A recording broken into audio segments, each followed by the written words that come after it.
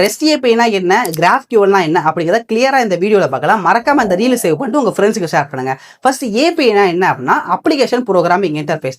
ரெண்டு அப்ளிகேஷனுக்கு நடுவில் ஒரு இன்டர்ஃபேஸ், ஒரு மிடில் மேன் மாதிரி இருக்கிறது தான் ஏபிஐன்னு சொல்லுவாங்க. ஃபார் எக்ஸாம்பிள், நீங்க நம்ம தமிழ் ஆடியன்ஸ்க்காக ஒரு வெதர் ஆப் பில்ட் பண்றீங்க, ஃபுல் அண்ட் ஃபுல் தமிழ் தான். ஆனா உங்களால ரியல் டைமா வெதரை கால்குலேட் பண்ண முடியாது, டைம் ஆகும். அதுக்குன்னு சொல்லிட்டு ஒருத்தன் இருக்கான், அதாவது வந்து இப்போ வெதர் என்ன அப்படின்னு சொல்லிட்டு கால்குலேட் பண்ணுறது ஒரு கம்பெனியோ ஒரு ப்ரொவைடரோ இல்லை ஒரு வெப்சைட்டோ இருக்குன்னா உங்க வெப்சைட்ல இருந்து அவன்கிட்ட நீங்க கேட்குறீங்க, இப்போ திருச்சியில என்ன வெதர்னு சொல்லிட்டு நீங்க அவன்கிட்ட ஒரு ரெக்வஸ்ட் கேட்குறீங்க அப்படின்னா உங்களுக்கு ஒரு ரெஸ்பான்ஸ் தருவான். இதுதான் திருச்சியில வெதர் வச்சுக்க அப்படின்னு சொல்லிட்டு கொடுப்பான். இந்த அடைஞ்சு தெரிஞ்சு இப்போ வாங்கிட்டு வரான் பாத்தீங்களா, அவன் தான் ஏபி. ஓகேவா, அதுல மேஜரா நிறைய டைப் இருக்கு. இப்போ நம்ம ரெஸ்ட் கிராஃப் மட்டும் பார்க்கலாம். ஓகே, ரெஸ்ட் ஏபி மோஸ்டா நிறைய பேர் ஃபெமிலியரா இருப்பீங்க. ரெப்ரசன்டேஷன் ஸ்டேட் ட்ரான்ஸ்ஃபர் சொல்லுவாங்க. அதாவது ஸ்டாண்டர்ட் HTTP மெத்தட்ஸை யூஸ் பண்ணி உங்களுக்கு வந்து டேட்டாஸ் எல்லாம் ஆக்சஸ் பண்ணும். ஃபார் எக்ஸாம்பிள், இப்போ உங்க வெப்சைட்ல எத்தனை யூசர் லாகின் பண்ணிருக்காங்கன்னு தெரிஞ்சீங்கன்னா நீங்க கெட்டுங்கிற ஒரு மெத்தட் போட்டு ஆல் யூசர் போட்டீங்கன்னா உங்களுக்கு எல்லா யூசர் வருவாங்க. இல்ல எனக்கு சிங்கிள் யூசர் மட்டும் தான் வேணும், அதாவது அவன் ப்ரொஃபைலுக்காக வேணும் அப்படின்னா நீங்க அந்த யூசரோட ஐடியை போட்டீங்கன்னா உங்களுக்கு அது வரும்.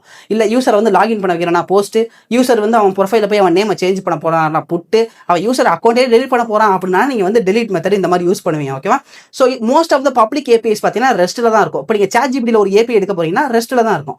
ஜெமினியில் எடுக்க போறீங்கன்னா அதுவும் ரெஸ்ட்ல தான் இருக்கும். நிறைய பார்த்தீங்கன்னா உங்களுக்கு ஓப்பன் இப்போ வெதர் சொன்னாலே அதுலையும் பார்த்தீங்கன்னா ரெஸ்ட்ல தான் இருக்கும். ஸோ அதனால மோஸ்ட்டாக இது நிறைய ஃபெமிலியராக இருக்கும். இதில் மேஜராக ரெண்டு டிஸ்அட்வான்டேஜ் இருக்கு. ஒன்று பார்த்தீங்கன்னா மல்டிபிள் ரிசோர்ஸ் எண்ட் பாயிண்ட், அதாவது ஒரு ரிசோர்ஸ்க்காக மல்டிபிள் எண்ட் பாயிண்ட் கிரியேட் பண்ணுங்க. இப்போ யூசர்னு எடுத்துட்டீங்கன்னா யூசருக்கு கெட் மெத்தட் எழுதணும், போஸ்ட் மெத்தட் எழுதணும், டெலிட் எழுதணும், புட் எழுதணும். அதே மாதிரி சிங்கிள் யூசருக்கும் பார்த்தீங்கன்னா அதே மாதிரி புட் மெத்தட் எழுதணும், அப்புறம் வந்து கெட் மெத்தட் எழுதணும், போஸ்ட் எழுதணும், டெலிட், அதே மாதிரி யூசரோட போஸ்ட், இந்த மாதிரி போய்கிட்டே இருக்கும் யூசருங்கிற ஒரே ஒரு ஆளுக்காக. அதே மாதிரி பார்த்தீங்கன்னா இன்னொரு டிஸ்அட்வான்டேஜ்னா ஓவர் ஃபெச்சிங் நடக்கும். இப்போ நீங்க சிங்கிள் யூசரோட ப்ரொஃபைலுக்கு வந்து ஒரு நேம் மட்டும் தான் உங்களுக்கு வேணும் அப்படின்னா உங்களால் அப்படி எடுக்கவே முடியாது. நீங்க சிங்கிள் யூசரோட மொத்த டீடைல்ஸ் எடுக்கணும். அது 100 ரோவா இருந்தாலும் பரவாயில்ல, எல்லாத்தையும் எடுத்து அதில் நீங்க ஃபில்டர் பண்ணி ஃப்ரண்ட் எண்ட்ல ஃபில்டர் பண்ணி நேம் ஓட்ட வைக்கணும். இந்த மாதிரி உங்களுக்கு தேவையான விஷயத்தை உங்களால டைரக்டா எடுத்துக்க முடியாது.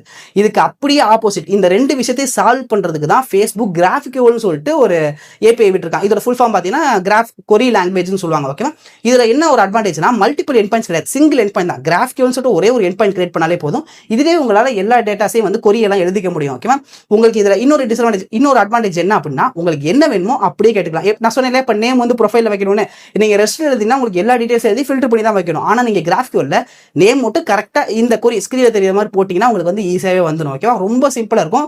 ஸ்டார்டிங்ல பாக்குறப்ப GraphQL கோட் வந்து கன்ஃபியூஸ் ஆகிற மாதிரி தான் இருக்கும். பட் ட்ரஸ்ட் மீ, இது வந்து உங்களுக்கு ஈஸியா இருக்கும். ஓகேவா, சோ உங்களுக்கு GraphQL கோட் ஸ்ட்ரக்சர் உங்களுக்கு தெரியலனா என்னோட பயோல லேர்ன் டுகெதர் சேனல்ல GraphQL GitHub லிங்க், அதாவது நான் ட்ரை பண்ண GitHub லிங்க் இருக்கு.